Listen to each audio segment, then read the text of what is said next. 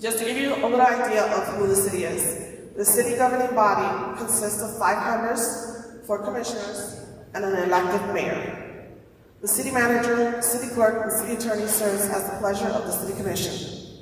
The city hired a city new attorney. Actually, the city just hired a new attorney. And there's going to be a transition being done at one of the commission meetings on May 12th to recognize Ms. Lindsay Green. She is our new city attorney. So she'll be working closely with our department and various departments within the city. And then the City Commission's workshop meets the 2nd and 4th Monday of every month at 4 p.m. local time. All right, let's see. I'll get my notes here.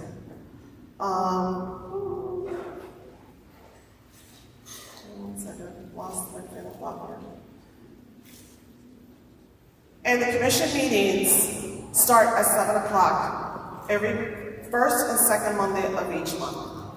The commission meetings are live streamed on the city's YouTube channel, as well on the YouTube channel. We also have Twitter, Facebook, all those other sites that you can log into.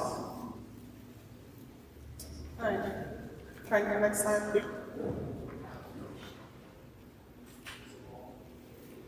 I have a mic here in the front, so whenever, if anybody has any questions in the process when I'm speaking, you can come up, we'll turn on the mic, and you can ask your questions, okay? So I'll tell you a little bit about our division. The purchasing division is part of the finance department, which is responsible for the acquisitions of goods, capital equipment, and contracting for goods and services, including constructions, capital improvements, professional and non-professional services. The procurement department has 4 staff members, which is 2 purchasing coordinators, 1 contract specialist, as I mentioned, and a purchasing manager.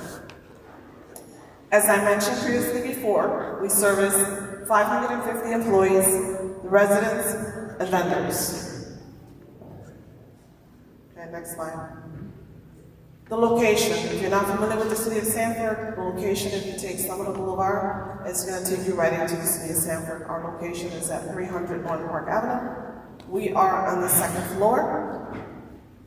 And our hours of operations, because we get tons of emails every day, and they ask, why are you not answering your emails? Well, we work 4 days a week, Monday through Thursday, and we work 10 hours a day. So our offices is open from 7 o'clock in the morning to 5:30 at night. And we are off on Fridays, so we get a nice long weekend. So if you don't get a response from us on Friday, that's because we are not working. We do have certain areas that are open, which is the lobby, and the utilities department, and our building department is open, only from 8 to 1. So just so you're familiar with our times.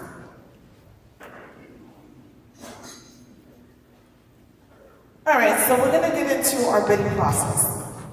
Our bidding process for departments. So, for example, if you're trying to sell something to one of our departments and it is less than $24.99, they only need 1 quote. Okay? They cannot purchase any services on a P card. So, with that being said, we typically would write a check, or if you're a vendor with the city, we send the money directly as an ACH payment.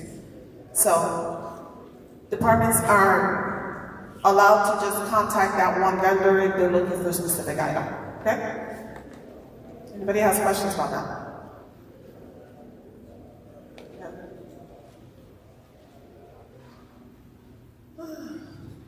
Just a little reminder that if it's a service, the city will process a purchase order. We cannot pay it on a P card, as I stated. It's up to the department to enter that requisition and send it to our department.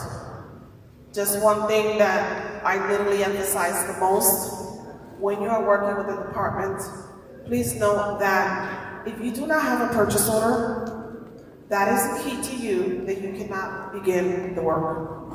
A purchase order must be in hand before you can begin the work. We get a lot of invoices that come to us and they're like, hey, we gotta pay this. Unfortunately, we do have to pay it. However, we prefer, and that is our policy, that you do not work without a purchase order.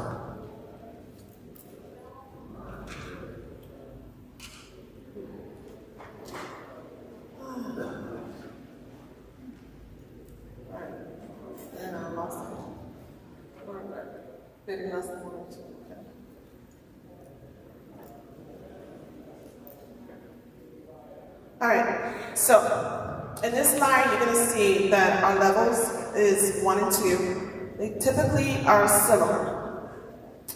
The level 1 and 2 is combined. Departments are required to provide 3 electronic quotes by email. If the department fails to provide the proper documentation, the procurement department will decline the requisition and the purchase order will not be processed. I really need to emphasize that work cannot not begin unless you have a purchase order. And typically what we try to do in this case, if you're working with another city or county, a local government agency, what we typically do is we'll ask you, the department should be asking you, hey, or maybe you should be telling us, hey, I have a contract, for example, with the city of Castleberry. The only thing that gets sticky about that is that if the vendor chooses to give us the same rate, in order for us to use a cooperative contract, the vendor has to give the city the same rates. Some vendors don't want to do that because they lose money or whatever the case may be. However, we typically will ask the vendors, hey, do you have an existing contract that we can process a co-op contract, which is also known as a piggyback contract. So if you see this threshold here and you're working with a department, just let them know, hey, I have a contract for these services. That helps us not have to bid it out. It's time savings and probably financially savings. And we may be saving more money than we expected. So as vendors, please let our staff members know that you have an existing contract. And what you need to do is send it to our contract specialist, which is Stephen, that's in the front. Just let them know, hey, we're willing to work with you. And what we do is we process a piggyback contract, which helps the department move quicker and make the purchases that they need. Okay? Any questions about that? All right, moving on. So we have a level 3 that is called the bidding process level 3, $25,000 to $49.99, which is an informal request for quote. Level 3 requires an informal. The department submits a scope of services to our procurement department, and our staff prepares an informal request for quote, also known as an IRFQ. The informal is posted on VendorLink, which I'm going to talk about VendorLink in a few minutes, for 15 business days. It allows to submit, we post it so that we can get additional quotes online. An informal quote also follows the bidding process. If you submit a quote late, it will not be accepted. Once the steps are completed, the PO is processed and sent to the department, and a copy is forwarded to the vendor by the department. So, whoever you are working with, they need to send you that PO. Yes, you can call purchasing. We may be able to assist. However, that is the department's duty, that when that purchase order is prepared and fully executed, that it should be sent from that department to you. Okay? For the reason is that when you complete the job and you submit an invoice, there is an email address to each PO on the right-hand side. And that email address is used to send invoices to the department. Why? Because the invoice has to be approved, it has to be stamped, and it goes through a process. So whether you say, and mind you, we pay only twice a month, which is bi-weekly. So if you miss that cutoff, you're gonna have to wait till the following pay period. Because we do not cut checks every week. We do it when we run our payroll. So just a little reminder that happens sometimes. And the vendors waiting to get paid. Unfortunately, we do have a Florida statute where it says the city has between 30 to 45 days to pay the invoice when it was received. So what happens is that the department has to verify that they received materials or whatever goods or services that you are providing. They have to make sure that they receive it, and then it's sent out to AP for payment. Any questions about that?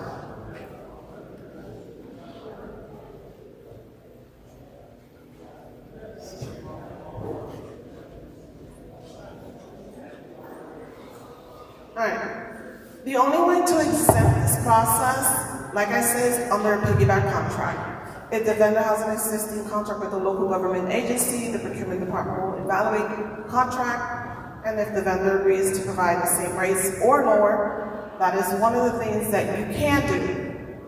If you provide lower rates, we're more than happy to use those contracts. You can choose to do that. The city will process a piggyback contract. A sample of the agreement can be found on the city's webpage. The contract must be followed. We also follow, if you're using a co-op contract, those terms and conditions on that contract is, we should be following, as well as any other insurance. Now, we've decided in the procurement department that any contracts that we have through Sourcewell, the Florida Sheriff, or Omnia, or any other of those other sites that you get awarded the contracts, we don't typically process a piggyback contract. It's just doesn't work for us. So if the department is buying a product and is under a Sourcewell contract, the only thing that we request is that you have at least a copy of the agreement with an issue date and an expiration date. We do need to see that that contract is active and valid.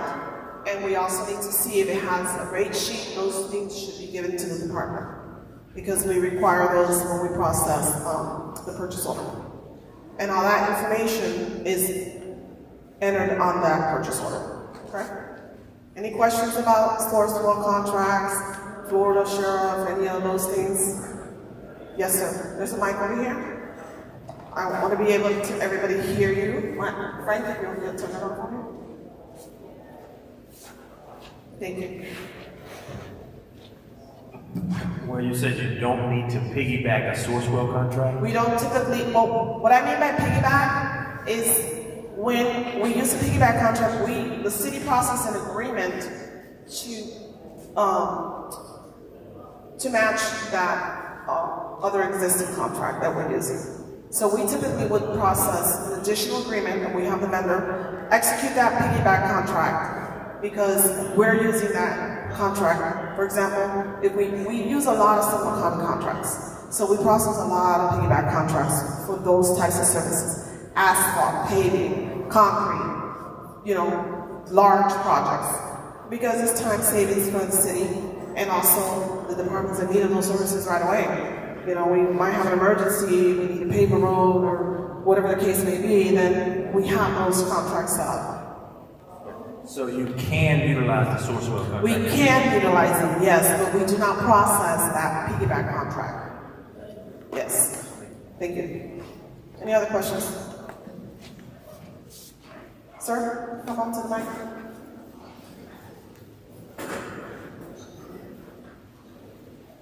So, you guys have people on staff, if I'm sending in a quote and I need RFIs answered, we have people on staff that can actually identify these RFIs and give me answers before the due date's up? Can you, Elaborate? yeah, a little bit, Okay. because the RFIs, when we typically ask for quotes, we'll do the informals, anything above 25,000 and higher, and we post them on Vendor Link. So those RFI questions should be posted on Vendor Link. That's how we get an alert, and then we'll answer you. But when you're directly talking to a department, that's different. Yeah, so in my area, per se, if you needed new NDP panels or something, they would know the amperage on the panels, they would know what breakers that they would need, they would know what type of bus bars they They need. should. Whoever the project manager that you're speaking with should.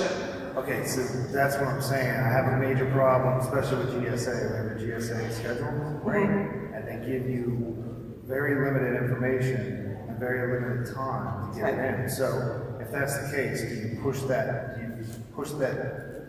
date back? If those, because technically, I don't know if it's by law or not, but you have to push the date back on. That's why we kind of don't like to use those contracts like that, because of those limited things. And we typically don't use a lot of the GSA contracts, unless it's emergency or the police department needs something, because that's typically what we do is whenever the police department needs something, we can use GSA contracts. Because those GSA contracts are limited to the city.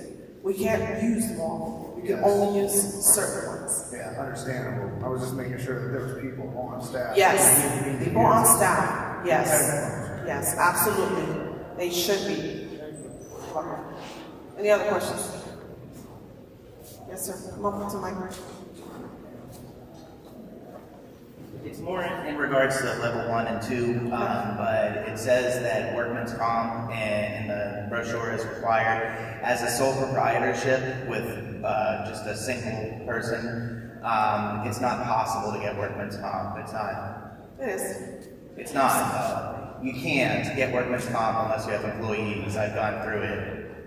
There's a way to get them, because we do get people that say, hey, we're a small company, we only have 2 employees, like you're saying. Yes. There is, to every policy and procedure, there is an exemption. We all know that, okay? Mm-hmm. So, depending on the service that you're providing, then the city may consider waiving those workers' comp. Gotcha. Okay? However, we recommend, and that's why we printed out that workers' comp insurance for all the vendors, to see that we did lower that to $500,000. Okay? But it also depends on the level that we're paying. Sure. So, but yes, there is an exception. Typically, if you're cleaning, sometimes we have to go to the deputy city manager and say, hey, this guy is just cleaning, he doesn't have workman's comp, we gotta plead, though. Right. You know what I'm saying? So, yes, there's an exemption, but we recommend that you do carry that insurance. It's the best interest for your business. So, is there anybody else that knows a way to get around that? Like she said that it's possible. I'd love to talk to somebody who knows. You do? Awesome. Thank you. Okay, thank you. Any other questions? Okay, let's continue.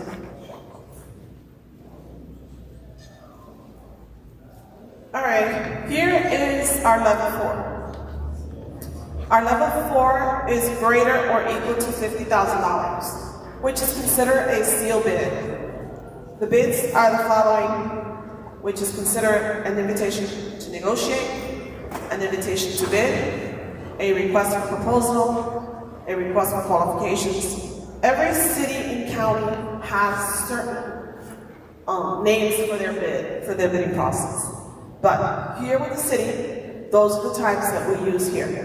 And any bid, for example, if we're doing a construction project that's going to cost the city over $2 million or more, or let's just say $50,499, that has to be considered a bid. We have to do bid on those. Anything above the $50,000 threshold, we, as a city, we are required to also take that to commission for approval. The departments cannot submit a purchase order without commission approval.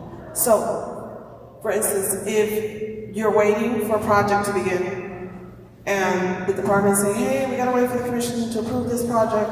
Yes. And mind you, we only have 2 meetings a month. So if you miss that meeting and there's a deadline that we have to meet, then it has to go the following next meeting. So you are waiting. Some vendors do wait. And unfortunately, that is our process and that is our policy. So we cannot change that. If there's an emergency and you are receiving a purchase order under an emergency that affects the public and the community, then there is an exemption. Like I said, there's an exemption for certain things. So then the department can take that later to commission for approval when it's an emergency. Okay? Just mind you that when we do a seal bid, the purchasing manager processes a solicitation with the assistance of the department. The department is required to submit a scope of service. The bid is advertised in the Orlando Sentinel. The day the bid is posted on Vendor. The purchasing office posts the bid on Vendor for 30 days, okay? This is a Florida statute that we have to follow. We do have any seal bids, they have to be posted. And Frank, can you go to Vendor for just a minute? I'm going to show you where we post our bids.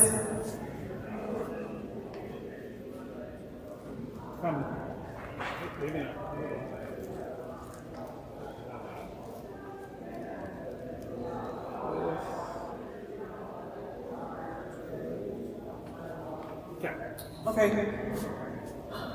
Go to the top. If you're not familiar with VendorLink, this is a site that we use to post all the bids that we work here with the city.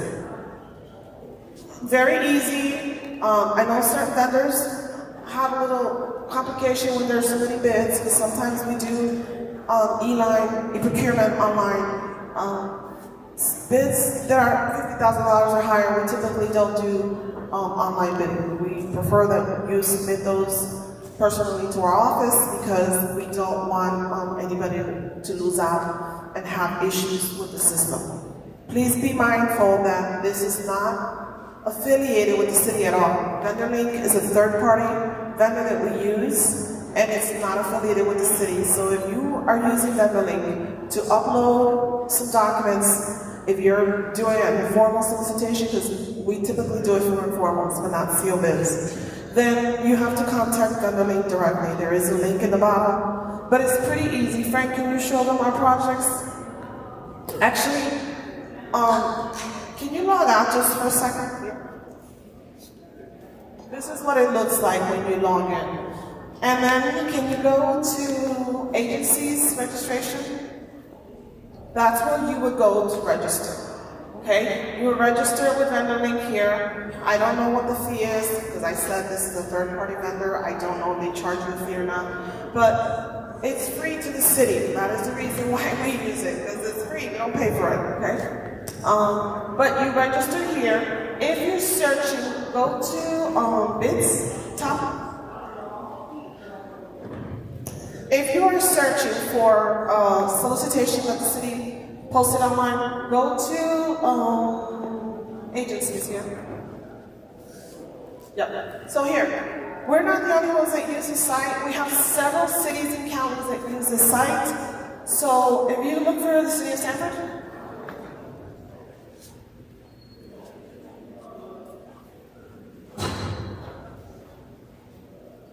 okay. All you need to do is select the city of Sanford and hit search. If you want to get technical, you have the bid number, then you can put the bid number and it'll take you directly to the bid number. But it's very easy to use. And scroll down, and it'll tell you all the solicitations that we process. As you can see, we do a lot of sole source. And these are informals. Then it'll say pending award or under evaluation. If it says under evaluation, it means that there is something holding this project up. Either it hasn't gone to commission, we're waiting for bonds, we're waiting for contract, we're waiting for something. So, and sometimes it can take months, and we update that. So, if you scroll back up. Okay, back up. Okay, here we have 2 active projects right now. We have the hover solar dryer repairs, and we have a historical as well art design. So you'll see when the due date of the project is, you'll see the questions. And can you click on one of them? Yep, and then go to the questions, Q&As in the bottom. This might look different from the vendor side because you don't have the access that we do, but it's similar.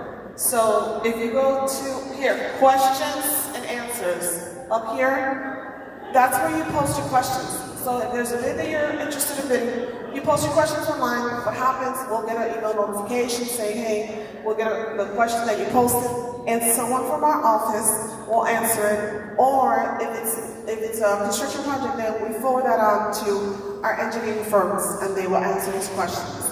We'll post an addendum, or we'll answer the questions online for you. And then you'll get an email alert saying that the questions have been answered. Pretty simple. Okay? Okay. Can you go back to the...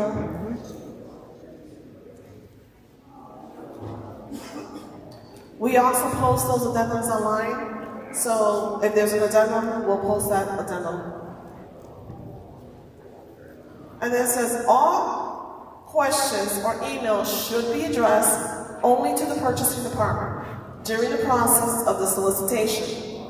And we have a procedure that is 6.400. There's a code of silence in place as well, which is procedure 5.100. There's a Florida statute that that the departments cannot speak to the vendors when there's an active solicitation. They are supposed to directly speak to purchasing. We get a ton of emails, we get people, please be mindful that the city is a local government agency and everything that we do is public. So anybody can request records of what we are doing, and we are required to submit those to the vendors. So that is why there's a code of silence in place when we have an active solicitation, and you cannot contact any members of the commissioners, city manager's office, any members of the staff members. You have to go directly to the procurement office, and we will help you get your answer. If you don't know the answer, we'll get the answer for you, and we'll post that online for you. Okay? Because otherwise, this project will have to start all over from scratch. And we don't want to do this because some of these projects are urgent for the city. Anybody has a question in our bidding process level 4? That is the one that we do the most. Constructions and concrete, asphalt, all that good stuff. Any questions? Yes, sir. Come on.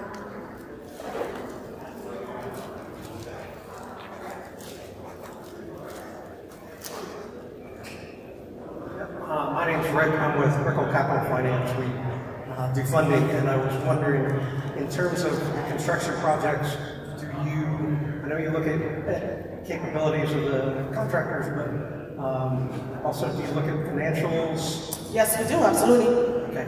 Certain projects we look at financial, yes. Our engineering firm, when it's a large project like that it's over $1 million projects, we do. Absolutely, we do look at financials. We want to make sure that you're capable of running this business, you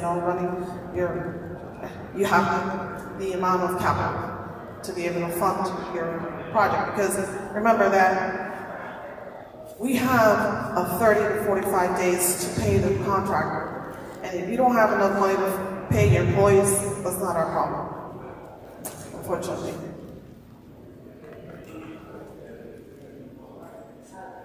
Okay. Now, this one is a little bit more towards our department staff, but I put it in here because I want the vendors to know what happens. The departments are required are not required to split purchases to avoid our city threshold.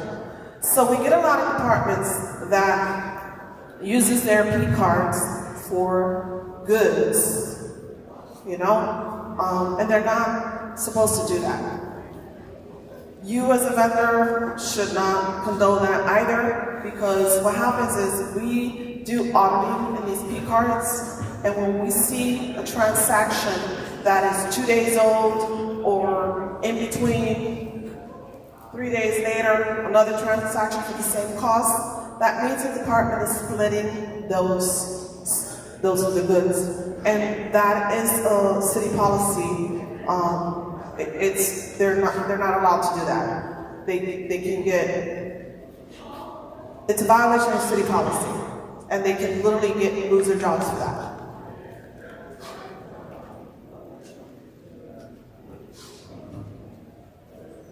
Also, when you're using a requested increase or change orders, which moves the procurement into a higher threshold level, they must comply with the approval and competitive requirements applicable to the higher level. This is why we're showing you the levels of our of the way we do our solicitation process. There are levels, and their departments are not supposed to split those. All right. All right, the next one. Now, we went over vendor link, but if you go to the City of Sanford's website, you can also access vendor link through that. So this is typically, this slide here is showing you what we use for our solicitations and how you can access it. And just to let you know, the vendor link is an independent entity and is not an agent of the representative of the City of Sanford, okay? Next. Now we get to the nitty-gritty here with the CCNA Florida statute.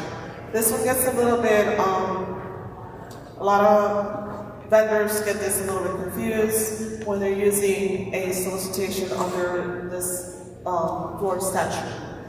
Just so you know that this statute is, the CCNA contracts are for professional services such as architectural, engineering, landscaping, registry surveys, mapping, GIS, all of those real estate, all of those services fall under the CCNA.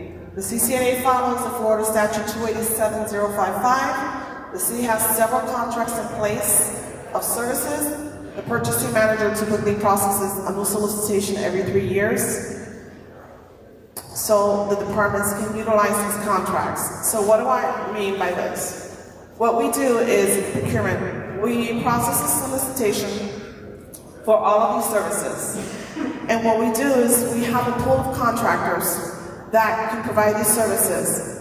For example, if a department is looking for an engineering firm, then they have a selection of contractors that they can choose from. Please be mindful that the departments are not allowed to compete with or ask you to give them a quote for engineering services. That is a no-no, okay? If they select that one particular vendor, that's who they have to use for engineering services. So this is our process here. Anybody has questions on the CCNA? Because that's a little bit the department. When we use a CCNA, if you are a contractor that's already doing business with the city, we require a ton of documentations. Why? Because that's our policy and procedure. We typically ask for a TA, we'll ask for insurance, we'll ask for scope of services, and then we also ask for, am I missing something? No. We ask for additional information, so. All right, now, the city just processed a construction management at risk, which is also known as a CMAR for specific projects. So, under the CMAR, which is construction management at risk, when we do a solicitation, we have to address all the projects that the departments are in need of. We recently just did that. We're in the process of awarding it to 10 contractors. And so that way we have a pool of contractors to do the projects. We have a ton of projects that are coming down the line for public works and utilities, and so we needed enough contractors to do that job. So if you are not being called or you're not getting this type of service, it's because you didn't submit a solicitation with us. We have to address those projects in the CMAR project, in the CMAR proposal. So, The CMAR also follows the 287055. The departments can utilize these contracts for specific projects. The Florida Chapter 287055G states, a continuing contract is a contract for professional services entered in accordance with the procedures of the Act between an agency and a firm whereby the firm provides professional services to the agency projects in which estimated construction costs of which the individual project under the contract does not exceed $4 million. So, in July, this coming year, July 1st, 2025, the state of Florida is changing that policy. We could use the CCNA and the CMARs up to $7.5 million for projects. Right now, it sits at $4 million. It's going to be bumped up to $7.5 million. Unfortunately, the engineering portion of it still stays at $500,000. That hasn't changed. So if we have an engineering firm doing the design and plans for one specific project, they cannot exceed the $500,000. Now, if we're doing a construction project, then that project cannot exceed $7.5 million if we're using our CCNA or CMAR contracts, right? Any questions about those two? All right. The reason why we decided to do this vendor fair for the vendors is because we wanted to see a variety of vendors with the city. I've been with the city for 22 years, and I hate to say, we see a lot of the same contractors. A lot of contractors, and I'm not saying that we don't see multiple, but we every now and then we'll see a new vendor. But a lot of the reason is because of the insurance. A lot of people cannot provide the insurance that we require. So I get it. We see same vendors constantly. But we open this up so that we can be able to educate the vendors and let them know how we work in the city, and to be able to get new people to come on board with us and do business with us. An exemption list or anything like that, we don't pre-register vendors, we don't do any of that stuff. So this is why we decided to open this up to other vendors so they know how to do business with the city. What happened to All right, now under CCNA and CMAR, if you're an existing contract under the CCNA or CMAR contracts, you must provide the following. You must provide a TA, like I mentioned earlier. You have to provide insurance, scope of services. You provide a rate sheet or price sheet. If you are using subcontractors, then you also have to provide a schedule of subcontractors. And that project manager that you're working with has to approve that. You must notify them ahead of time before you decide to use a subcontractor. So for example, if you're an engineering firm and you don't do GIS and they need GIS services or whatever the case may be, then you can get a subcontractor to do some of that work for you, and then the city pays you directly, but you pay your own sub for that. So that's what I mean by schedules of subcontractors.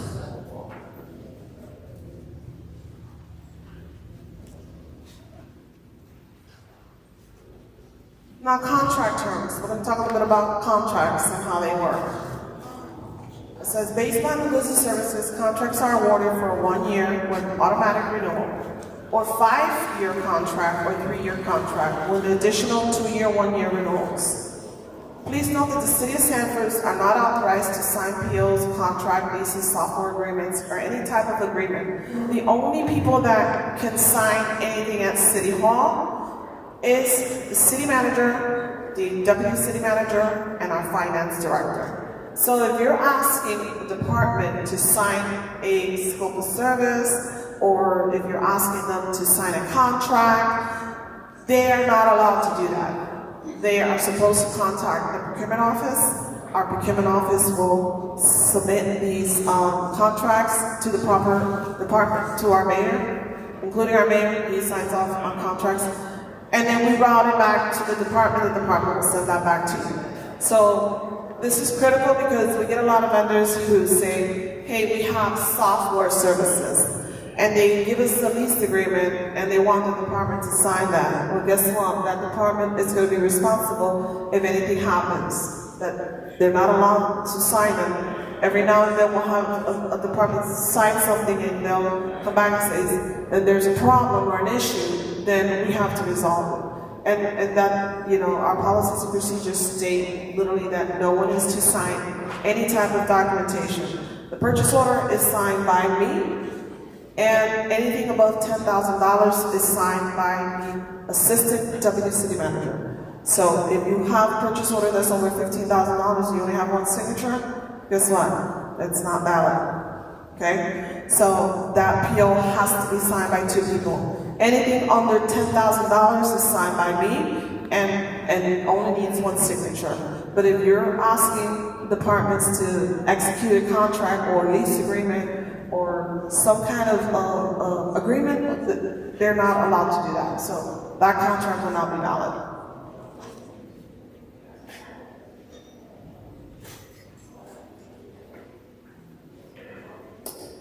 So, an agreement requested by a vendor must be submitted to the procurement department for review to set out contract specialists. So we have a contract specialist. That's the reason why we added that contract, that position with the city of Sanford, because in the last 20 years that I've been with the city, we were doing contracts. And we didn't have a contract specialist. We work directly with the city attorney. He will process those agreements, and then the purchasing department will do those. But now we have a contract specialist. He specializes in terms and conditions. He reviews them. He makes sure that these contracts are active, that they're not void, or they're going to expire soon. So thank goodness for that, because there is a lot of work when it comes to contracts.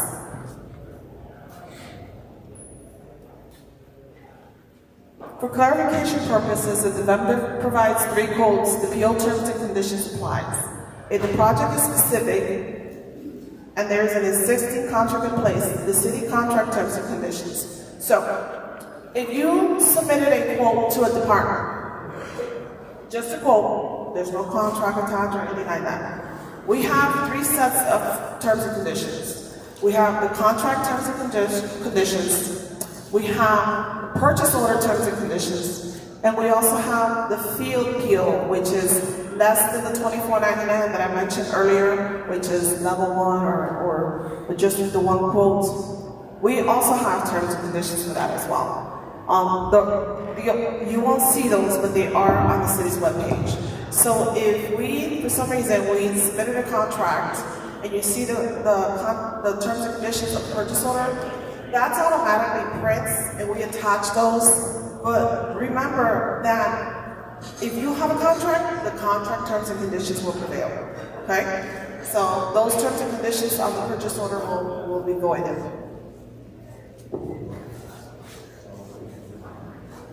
Any questions about contracts? No? We're going to take a little break so that you guys can mingle with the vendors that we have out there with our department staff in about 5 minutes, okay? Let's go through this last slide and then we'll go back to it. So, the city does not execute vendor agreements like I mentioned. There is an exception when it comes to software services, banking, and lease agreements. All agreements are prepared and approved by the city attorney. For clarification purposes, if the department receives 3 quotes, like I mentioned, the PO terms for a PO, and then the PO terms and conditions apply. If the project is specific bid, a contract is processed, and the city's contract terms and conditions apply. The city has 3 sets of purchase order, as I mentioned, and I mentioned the $24.99 and all of that other stuff. So, if we're doing a sealed bid, those sealed bids have their own terms and conditions, which applies, the contract terms and conditions applies. Even the informal, when we do an informal, and if we do an informal based on these 3 quotes, the department can say, hey, I want to process an agreement with these 3 quotes that I received. Why? Because they religiously use these products so often that they want to go ahead and process. We can do that. So be mindful that those terms and conditions the contract terms and conditions will apply to that important solicitation.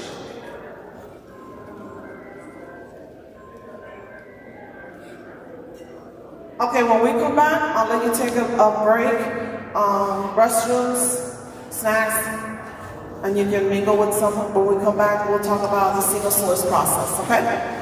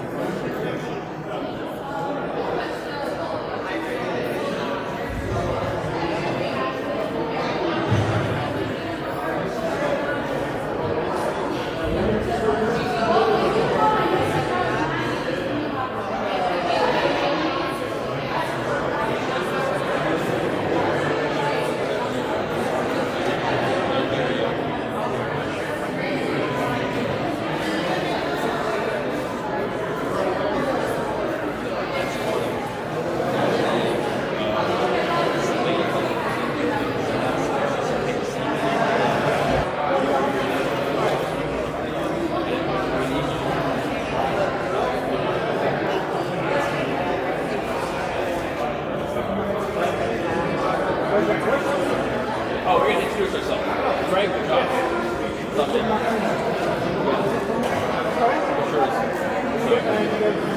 Residential contract. Let's start this up. But yeah, we sort of we do a lot of we see all this stuff. We get the notifications. And he saw very short. He saw her previously. We saw this come up and wanted to check out. We do a lot of big money and right back now. We did.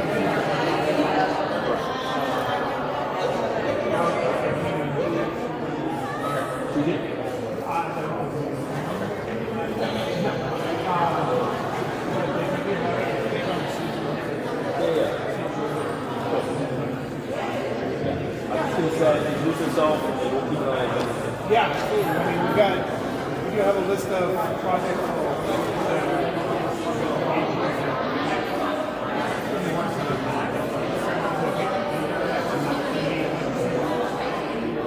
I gotta think about that for a second.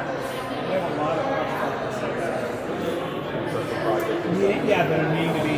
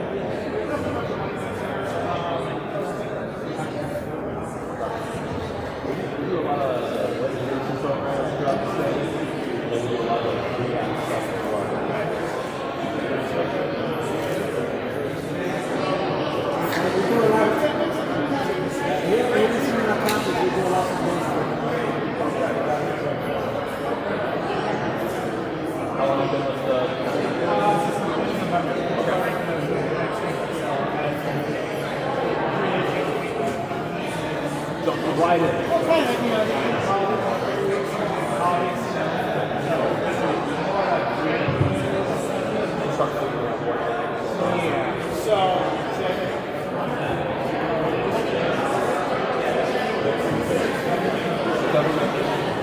One year is 7 years or something like that. What were you doing before?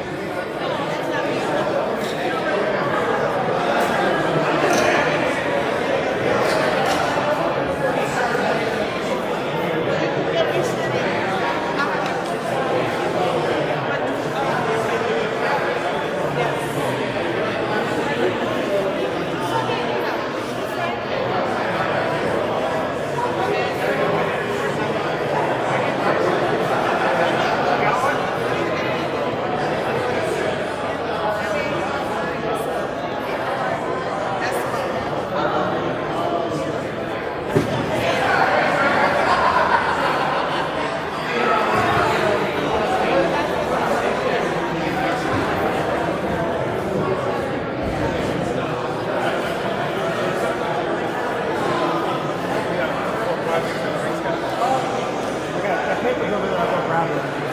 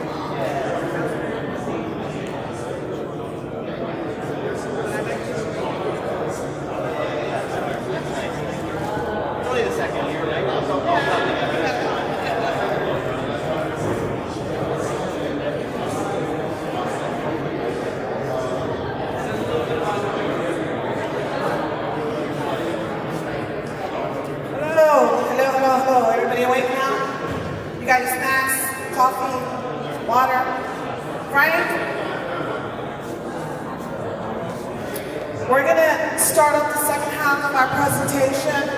I want to be able to get everybody out of here by 3:30 at least. I know we said it was to 4:30, but we don't have a lot of questions. Instead, we can just keep it moving. Is that thing still on? Yeah. No, Ask Nico if it's on. Thumbs up. He's not. It's good? Okay, great. So we're going to start with our second half. Everybody can just have a seat. Appreciate it. All right, in this slide, we're going to talk about single source. This is like a thorn in my side, you know? Single source, everybody wants to be a single source, but when you find out that you're not, that's where it gets sticky. So, a single source justification exists only if the goods and services are required to satisfy the city needs, which are available only by one supplier. Okay? No reasonable alternatives exist to serve the best interests of the city. The Florida Statute 287-0573 and 120.573 provides that an intent to make a purchasing using a single source justification is in lieu of competitive formal or informal solicitations. As would otherwise be a requirement, an intent to purchase a sole source basis must be publicly posted for 15 days. I'm going to discuss that in a little bit. The city has a policy and procedure for single source, which is 11.175. The department is required to do their research and justify the product before submitting a single or sole source justification. A standardized, proprietary, or a unique product can be considered a single source product. Please note that each case will be reviewed appropriately. Please also note that Section 838.22 of the Florida statute states that this is a felony of the second degree for a public servant to circumvent a competitive bidding process required by law or a rule using a single source contract for commodity services. Why do I include that in there? Because I do not want to go to jail for anybody. Alright? Neither do I. Neither does my staff. So, the single source is a very, it's a topic that we work with the departments. We kind of go back and forth, because if it's not standardized, if it's not a unique product, if it's not, what's that other name for it? Proprietary. Proprietary, thank you. Then it's not a sole source. Okay, I want to tell you what happened here about a year ago. I don't know if anybody with active flow is in here or flow back. Hopefully not. But there was a case here that we had recently, about a year ago. We used to buy our products for our water treatment plant through active flow. Okay? We've done it for years and years and years. You know how that works. So, we posted the notice on VendorLink for 15 days, like we normally would do. And we got a competitive vendor that said, I can provide that product. I used to work for them, and he opened up his own business and decided to mimic that product. And so, guess what happened? He won the award. He was able to provide a similar product that fit that equipment, and it worked just fine. So, that's why we say when you're using single source, please, the department has to do their due diligence to make sure that any one of you guys here saying, I'm a single source vendor, you better believe that we're going to do our research and we're going to verify that you are a single source vendor. Okay? So we can't just saying, oh, well, I'm a single source vendor. No, we get people, we don't really get a lot of people who use this vendorling. That's why I kind of talk about it a lot, because a lot of the vendors don't know that where to find these bids. And VendorLink, we've been using VendorLink for more than 20 years, as far as I can remember. I remember that we used to use DemandStar. We went away from that one because it was a little bit complicated, and vendors were having a difficult time. I don't know if they upgraded their system or not, but we ended up going through VendorLink, and because Sanford County had it at one point, we were under their umbrella, and we were able to get it for free. By the grace of God, we still continue to get it for free. Thank you. And we will continue to use it as long as it's free. In the purchasing department, we have a very limited budget. We don't have a lot of money like other departments that bring in revenue. Unfortunately, we're just procuring. We just process, shuffle paperwork. But we have a small budget, so we have to use our resources accordingly and make sure that we're helping the departments to save money, so we have to save money. Okay? So does anybody have a question about sole source? Not really about the Yes, I can hear you. You don't have to come up. So, Can you get the I mic? guess that's set aside. Set aside. Set aside? Yeah, so, Yeah. so, we do a lot of DOD. Yeah, we do a lot of Department of Defense projects, VA, in Orlando, and they do a set aside. So this year, it went from 15 to 25 as of right now % of all projects that are going through SAM.gov, that are going through the federal government, which, I mean, you guys are part of the government, right? Correct. But there is a service-disabled, veteran-owned small business set-aside, as well as 8A set-asides and women-owned companies. So now, I don't know how you guys do it, but the federal government has to tell, or the DOD has to tell the federal government, hey, we went out and we looked for service-disabled, veteran-owned companies to do this, but we couldn't find it, so we had like Joe Schmo do it. You know what I'm saying? Yeah. So what I'm saying is, it's not really a sole source question. What it is saying, is there a set aside there? Do you guys set aside any of your products or your projects? Unfortunately, we don't have any type of services. We don't have the WMBE or veterans, any of that. We don't have policies for that. So we typically would that's why we use VendorLink. And we emphasize to go on there. But yeah, we don't set aside any projects for those types of projects, unfortunately, because we don't have a policy in place. And a lot of the funding that we get is, I would say maybe 50% is federal. So, and there's a lot of guidelines for federal funding, so we have to make sure that we follow those, but we don't have those, unfortunately. I deal with federal. Yeah. Well, like the police department, they have a lot of projects that are funded through federal, but they use like the GSA contracts, they use the sheriff department contracts, those types, because when they get the money, they want to spend it. So they're like, where can we go really quick so we don't have to do solicitation? And mind you, procurement, if you talk to any other departments about procurement, they're not going to say nice things about us. Because they want their stuff like yesterday, So we have to follow some of the guidelines. As I mentioned, our Florida statute, which is our Bible, is 287, and we have to follow those guidelines. Those guidelines that we use, we process procedures and SOPs with the state of Florida on Chapter 287. So that's what happens. Okay, I want to talk about emergency procurement.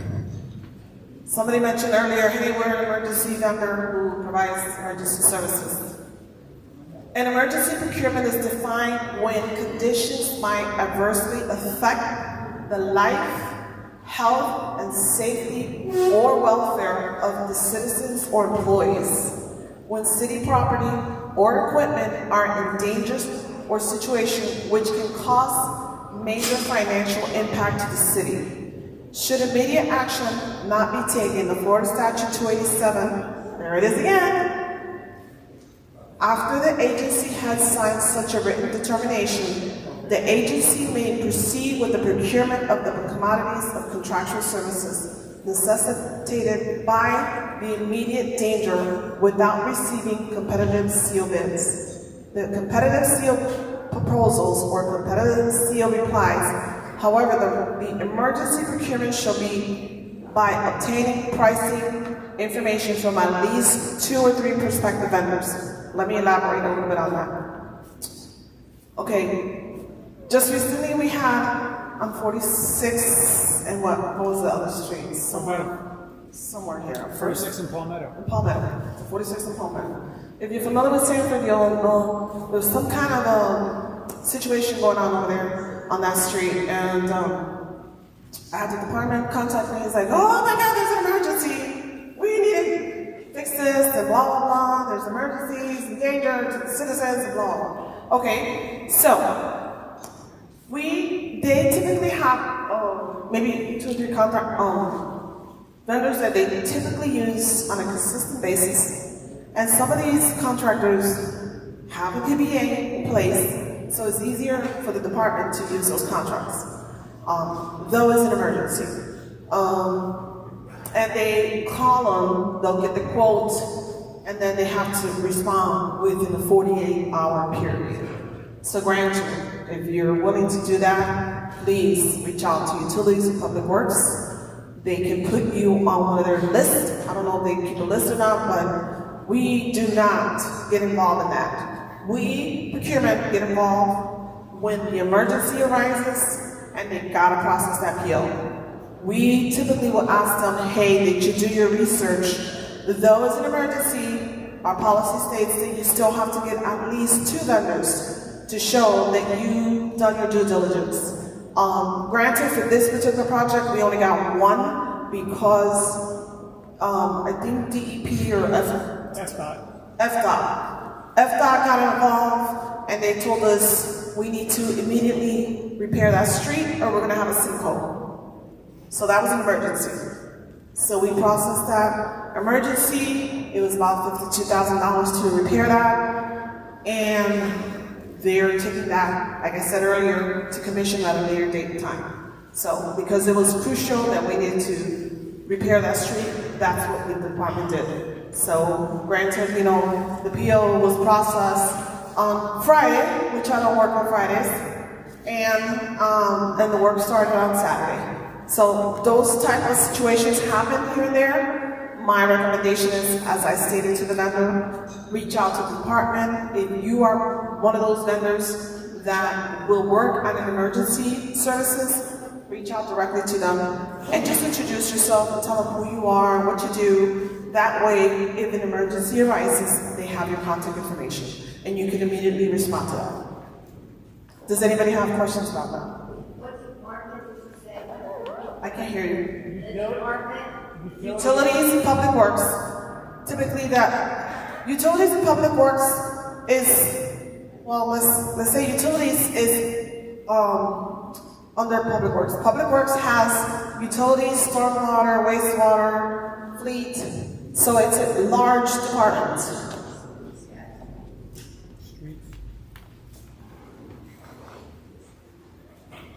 And by the way, if you're one of those vendors, because this has happened, that you're doing an emergency, please use your letterhead.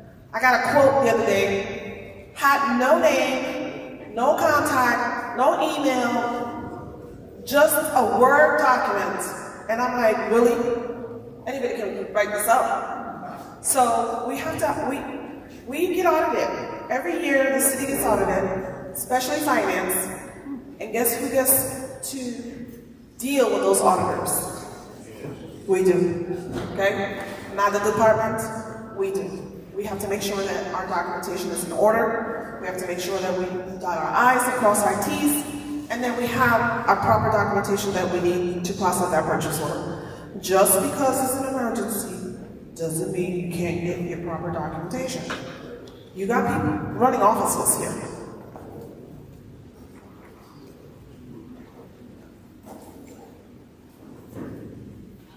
Any questions about the emergency? All right, we get into sales surplus. The department is required to notify the finance department when an asset is obsolete and no longer needed or reaches capacity. The finance department will arrange the auctioneers to pick up the materials or equipment. This includes parts, machinery, vehicles, furniture, anything that the city has. We have to make sure that we take it to auction. If auction says this is not worth a dime, then that's up to the auction. So we have to make sure that we take everything. These chairs here, these tables, that we decide that we no longer need them, that goes to auction.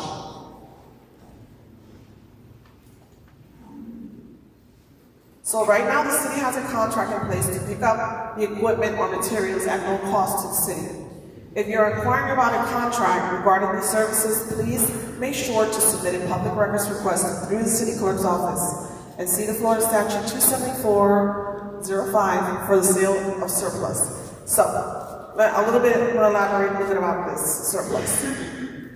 A lot of our vehicles get shifted around through departments, and then obviously, you know, they come to an end, and our fleet department says, hey, this vehicle has 200,000 miles.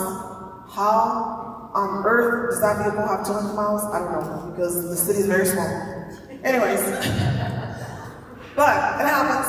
We have them for 20 years. Some vehicles are, you know, a little longer than that, but it happens. So what happens with those vehicles are submitted to our finance department for documentation process, and departments have to make sure that they submit the proper documentation to finance and say, okay, is this vehicle moving somewhere else, or is this vehicle going to auction?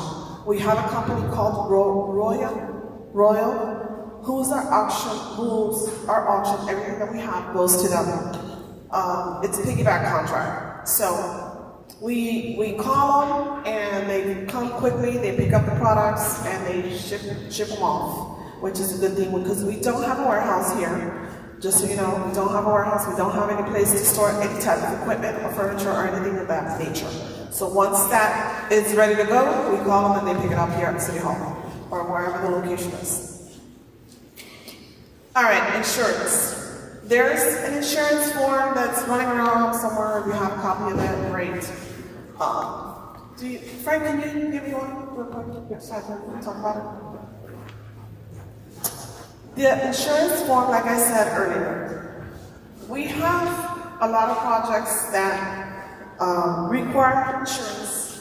If it's a service, you're going to guarantee that you're going to need insurance. I don't want to talk too much about this because this does get, it's a lot of talking about. It's a lot of work. But I do want to mention just a couple things. These are the services that we request when you're using, when it's a service. So it says, please note that the insurance requirement was recently updated by our risk management division. It has been revised to add smaller categories for smaller purchases. These requirements are required depending on the service the vendor is providing. Okay, so we ask for commercial general liability. We ask for garage keeper. We ask for garage liability. We ask for workman's comp. We ask for comprehensive auto liability. Now I want to mention something really quick. I don't know if the gentleman's here or not, but the workman's comp, we do not accept the exemption. Okay? It has to be approved by our deputy city manager in order for us to waive that. Like I said earlier, it depends on the service that you're providing. If you're climbing up a ladder and you're doing something for the city, I can guarantee you 100% you are required to have workman's comp. Because God forbid, if you fall off that ladder on city property, guess who's paying for that? You are, not the city. That's why we ask for it, because we don't want to be mindful. We're using tax dollars money here. for these projects. So we don't want to have to use it for that. So next slide. We also ask for builder's risk. Builder's risk is only required when you're building a building or some construction work, you know? And all of the policies that we typically ask for, it's only when required. It depends on the service that you're providing. We're not going to ask you for garage liability if you don't store our equipment in your facility, okay? So if you're only doing some work, consulting work for us, we're going to ask for general liability. We're going to ask for auto because you do come to city property, and you have meetings with department staff, and we're going to ask for professional liability. Okay, that's all we ask for those 3 items. Now, in your list, you're going to see the amount of money that we're asking for. Some is 500,000, some is $1 million, some is $3 million. Cybersecurity is one of the top insurance that we ask for now. We started asking for this about 2 years ago because the city was not doing that. So we have a ton of softwares that we use.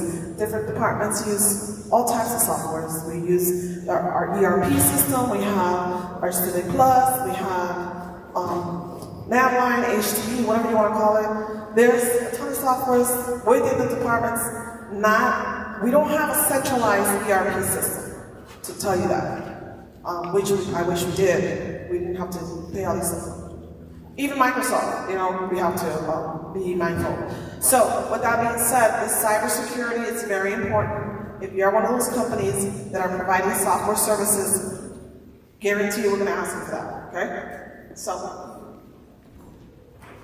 and umbrella. If you do have an umbrella policy, what we ask that you do in your policy is that the policy should say follow form. Because what happens is that commercial general liability that you have is only $1 million. The accident that happened is $1.5 million. Guess where the 0.5 is coming from? Your umbrella. Okay, so if you have that umbrella policy, you're going to have to say follow form.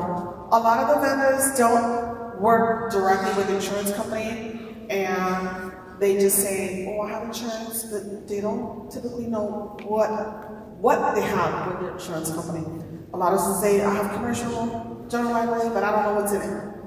So at one point we were asking, which we are still doing, but it's only for specific projects. We're asking for sexual liability. So if you're constructing a building next to Sanford Middle School, you're going to guarantee that we're going to ask you for sexual liability. Why? Because you are near school. Okay? Those type of projects like that is case-by-case basis, and we will determine that based on the project. So if we ask you for that, it's because it's required.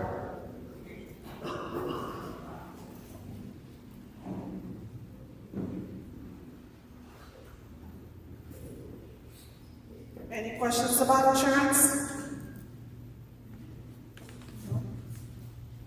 Okay.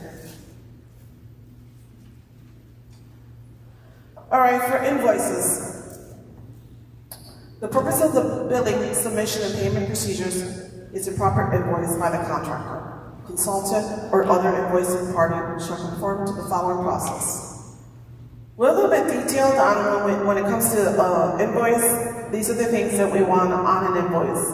We want you to a description, including quantity, of the goods and services provided, reasonably sufficient to identify the amount due, the applicable discount, contract information. So, for example, if you're saying to me, "Hey, I wanna, we're doing a piggyback contract based on Orange County's contract," okay? Your invoice should say that. Should say, these rates are based on Seminole County's pricing, because we're piggybacking off of a contract. What happens is, departments don't look at that. They get an invoice, they got the product, they send for payment. But little do they know, we look at that sometimes. We do audits, and we'll look at that. We'll say, when we're processing that purchase order, and we're looking at that backup quote that you gave the department, we're going to look at that. We're going to look at the contract, and we're going to look at the rates. So that is our job to do that, to make sure that the department is getting exactly what the department is requesting at that price. So please be mindful that the invoices do get audited by the auditors, and that's one of the things that they look at. They make sure that the dates are accurate. They make sure that the quantity is included. They make sure that there's a purchase order number on there. A lot of the invoices that we receive sometimes doesn't have a purchase order number. Okay, who told you to process? Who gave you authorization to do this work? Why are we paying you? So that's important.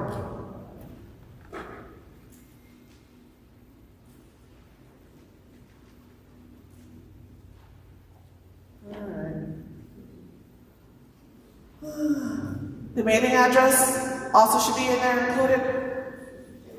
If you are a contractor that's already doing business with the city and your name has changed to a different entity, or you decided to create a new business with a new tax ID number, but you're under a different contract, you gotta notify the department and purchasing that you have changed names, because now we have to do an amendment, or I don't know what was the word that Stephen used the other day about the contracts we cannot release, because they're going through a process of change, and their change happened months ago, and now they're telling us about it. And we cannot release the purchase orders until the contract is fully executed and we have the proper documentation in place to be able to process that purchase order. So it's important that if you change names, especially if you have a different tax ID number for your business, now we have to create a new account for you, because that old account is no longer going to be active. So that's important when you're processing an invoice. And the remittance address is important because we update our system based on the invoices that we receive. So if our AP person says, hey, I got it, this happens a lot. Our invoices come in and she's like, hey, this invoice is going to a different address, but I'm mailing the check to this address. They never send the vendor package. We also have the vendor application online so that you can submit that to us directly. You can go online to the city's webpage and go through. Be mindful that this purchasing department is under finance. So whenever you're looking at the city's webpage, go to finance, go to departments, go to finance, and then go to purchasing. So in purchasing, we have a ton of forms up there that you can, we have a W-9, the ACH form, if you were updating your ACH account to make sure that your money goes directly. And I want to tell you a quick story about what happened just recently too. Our accounting department, she was processing a check. I think, no, not a check, an ACH payment. So we have this vendor who sent us updated vendor form, and we updated the account. We didn't notify them. We just updated the account, and right before the check was being cut, because it wasn't a check, it was an ACH payment. We were getting ready to send it out. We find out that it was a bogus account.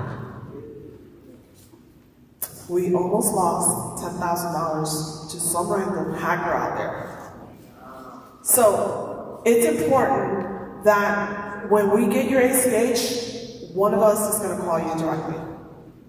And it will be Frank or myself or the new person that starts doing this. So, not to tell you that we haven't got hacked, because we have, but not like other cities and counties, I'll tell you that. But it happens. You know, and so, but for that, thank God that we were able to stop that. So whenever you make a change to your ACH account, please notify us.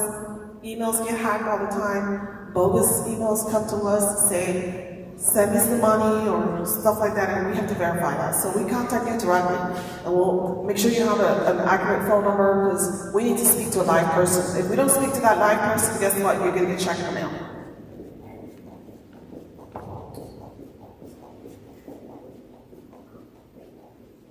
And so just to quickly, can you go to our city's webpage? I'm going to show you that in our city's webpage, we have certain documents for the vendors. So let's go back real quick. Okay. Hold on. Okay, so you'll see here purchasing, but if you scroll down, see, we had our lovely flyer here that said registration and all that good stuff, but the link is not working. Sorry. All right, go down a little bit more. Here, we have the city's W-9 form online. We have the tax exempt certificate. We have the vendor information. Go down. And then we have our purchasing policies up online. We have a sample of the contract. We have a sample of the PBA contract. Scroll down. And here, this is where we have, so if you're just changing your remittance address, all you need to do is submit your vendor form. If you're changing your ACH account, this is ACH alone. These are standalone documents. The W-9 form stands alone. Now, the vendor package includes all three of them. Okay? So if you're creating a new account, we need to have all three.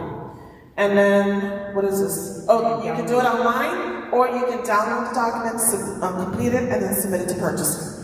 Now, be mindful you have to sign it, and also make sure that you put a little note on there that you're dealing with the department.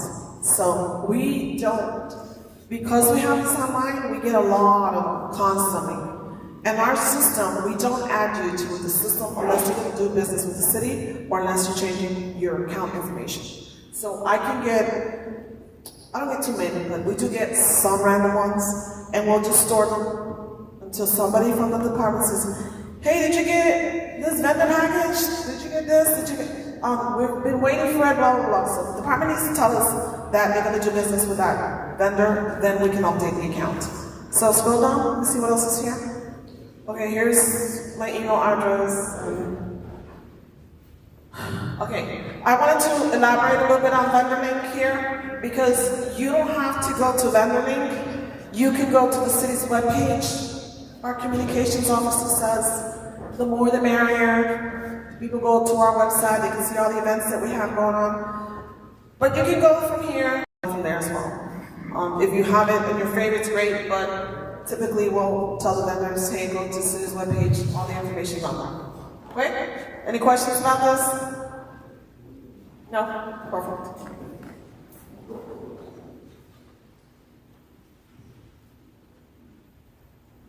Okay, we're almost done with this presentation. I have a few more slides. But on this, the purchasing information? There you go.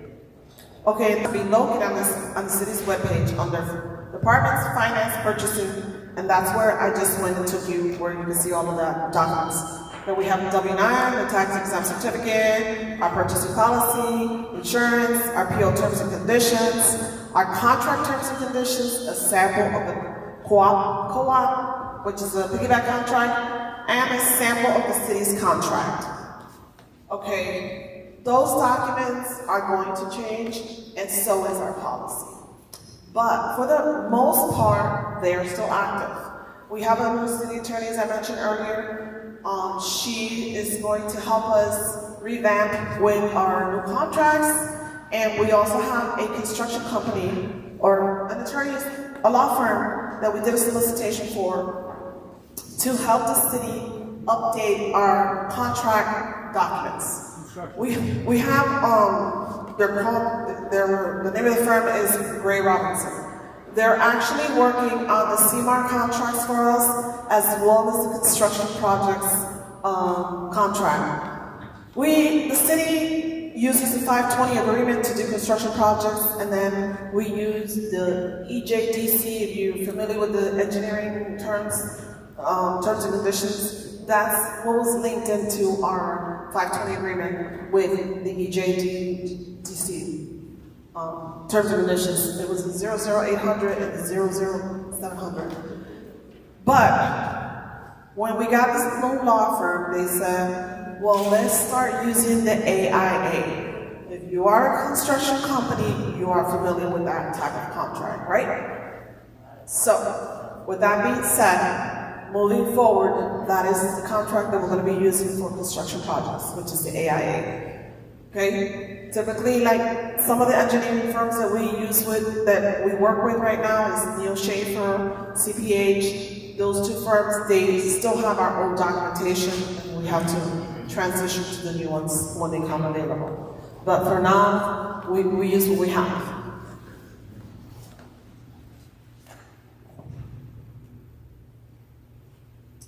Also, I just want to remind the vendors that we are a local government agency. We do not pay sales taxes. So, if for some reason you charge them sales taxes, guess what? We're going to pass through till that comes off, because we get audited and we do not pay sales taxes. So some of the department staff they don't know that, or they forget to even review the receipts. And sometimes when they receive receipts, I'm not pointing fingers, but Frank, we bought some things, and you know, they have sales taxes, and we're still dealing with it. It can take a couple days to be removed off the receipt, but we do get audited, and so that's one of the things that the auditors look at as well. So please, whenever you have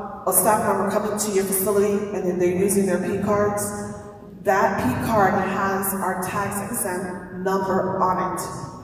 But you could also pick it up from our website, okay?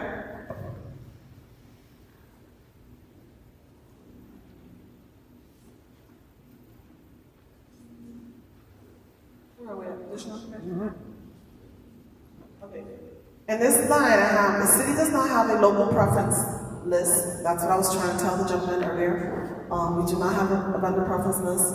We do not have WME certifications, none of that stuff. So we treat everybody the same. We don't have an early registration process, early registration. So like I mentioned earlier, if you submit that vendor information, you're not in the system, we're not going to put you in there unless you're dealing with the department directly. In order to do business with the city, this is one of the things that a lot of vendors forget to do. I don't know if they forget to do or they just don't want to pay state taxes, but we get a lot of staff members that are saying, we want to buy a product from X, Y, and Z. Okay, is there no vendor? Yes, they're no vendor. Okay, did they complete the vendor package? Yes. Okay, so they give us. We look up the vendor. You must be a registered vendor with the state of Florida. You also have to be registered. On our solicitation bid documents, we have 3 requirements. And these are just basic requirements, because some projects are convoluted and it's just a ton of other documents that you need to submit. But you have to be registered, first of all, with the state. This is a Sun-based website, and we look you up based on your tax ID number, your business name. If you are, it's critical that when you complete that vendor application, that you complete it accurately. Sometimes when you are an individual, we can't look it up because you're an individual and you're not registered. You get a 1099 from the city. Anything above 600, I think, you get a 1099 from the city. So then you have to provide your social security. Anyways, we look you guys up. If you're not here, we're not doing business with you. This can take a couple of weeks or months to register. We have a policy in place, and there's a statute that requires that any vendor doing business with a local government agency or a county have to have 3 licenses. Okay, the state, with the county that you do business in, if you're If you are in Orange County, if your business is in Orange County, you gotta have an Orange County license. And then with the city. So if you're in the city limits, for example, Sanford is obviously in Sanford. Then you have Seminole County, you gotta have a license with Seminole County. If your business is in Sanford, you gotta have it with Seminole County. And then you also have to have a license through registered through the state, sorry. So these 3 requirements we ask you in our bid documents. So it's critical that you guys register, and then obviously you have to pay state, you pay taxes. A lot of the vendors avoid this because they don't want to pay taxes, but we can't do business with you if you're not registered. And we get a lot of departments saying, hey, we're getting a better product, it's cheaper, why do they have to be registered? Well, because the state of Florida says you have to be registered, because our Florida Chapter 287 says so. And that's what we follow. Now this is our last slide. I just want to emphasize on this. Let me go back now.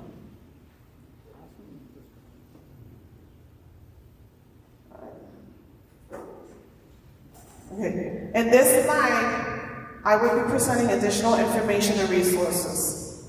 Note that the city's tax ID and tax exempt certificate is located on the city's webpage. This bullet number 1 up here, where are we at? Go back, go to the next slide. Back one? Yeah, no, to the next. That's the last Right here, that's the last one. That's the last one. This bullet point here, gifts and gratuities. You see where it says city policy prohibits acceptance of gifts of individuals. So, what that means is that if you're going to Public Works and you're taking a gift to ABC, only ABC, that is prohibited, okay? You cannot bribe our staff, because that's what it is, bribery. You cannot bribe our staff with goodies, okay? Favors, you cannot do that. That's a city policy. You cannot take advantage of any city employee. Now, if you say, hey, I have all of these goodies for your department, that's acceptable, okay? It just cannot be to an individual. So I just wanted to emphasize on that. Now, these links are they're resources to the vendor because you can interact with all of the procurement officers. We are members, the city of Sanford are members of the NIGP, which is Central Florida. NIGP Central Florida does a reverse trade show every year that happens in November. Typically it would happen in Maitland, but last year there was so many people that got involved. This is all the cities and counties and local government agencies under one big roof. And then you come in and you introduce yourself. We'll be sitting at the table and you come to us, okay? That's the reverse trade show that we have once a year. And IGP puts that together. So if you're interested, you can reach them directly and you can register for that. Now, the National also has a forum. It's called Forum. And every year they have it in different states. This year, thank you Jesus, I was one of the recipients that received a full scholarship to go to the forum, which I can't go because we don't have enough money for us to go. Traveling, flights, hotel, and a conference. That could be at least $3,000 for one employee. But I was awarded a scholarship, a full scholarship, which I get to go this year, and it's going to be in Denver, Colorado this year. So I'm excited about that. So if you are a vendor that wants to participate, this is where you sit with your exhibits, your items, and they have a huge fair with vendors, and all the procurement officers get to go up to you, and we get to talk to you, we get to see what you got, what kind of contracts you have available for us, what kind of goodies you have, because you know we like goodies too. But anyways, that is in Denver, Colorado this year. And that is, I think, in July. That's in July. Because I have to get my flight. Now, the Florida Association of Public Purchasing Officers, all of this information is on your agenda, so you don't need to, you know, I put the links there for you, so you can have them. Now, the Florida Association of Public Procurement Officers, that's called FAPO. That's what, like FAPO. FAPO is another organization that has a lot of training for vendors.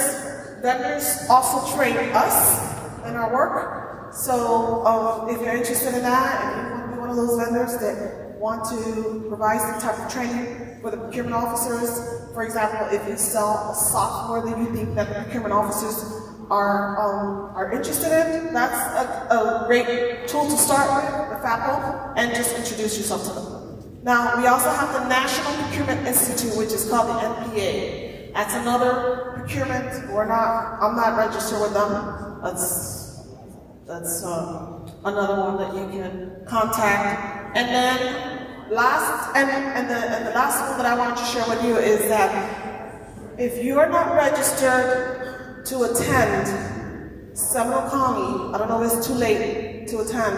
However, they're also do the same thing that we do. They educate the vendors, they provide information.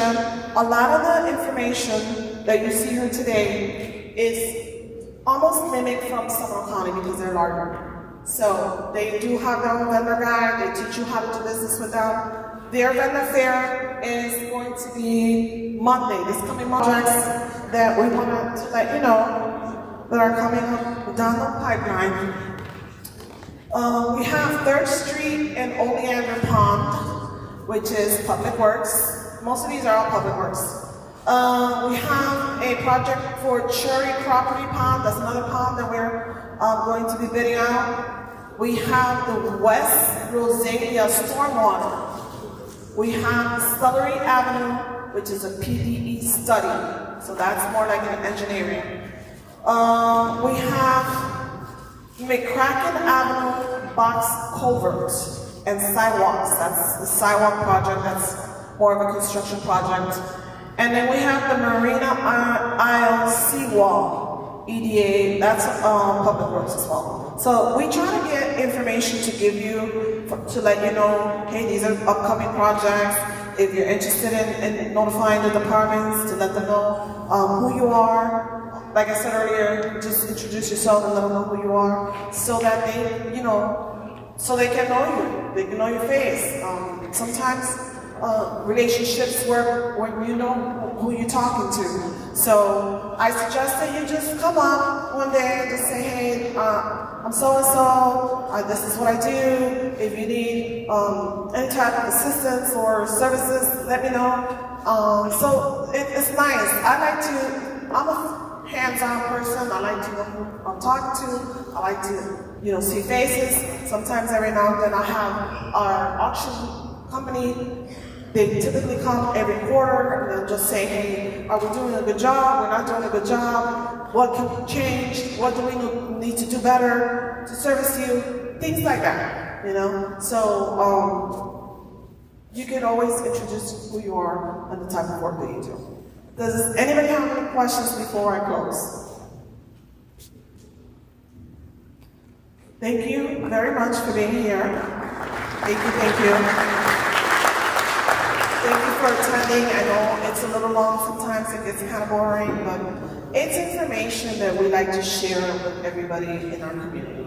So if you know another vendor that wants to do business with us, please allow them to give them our information, and we'll be more than happy to assist you, okay? Thank you, have a good night.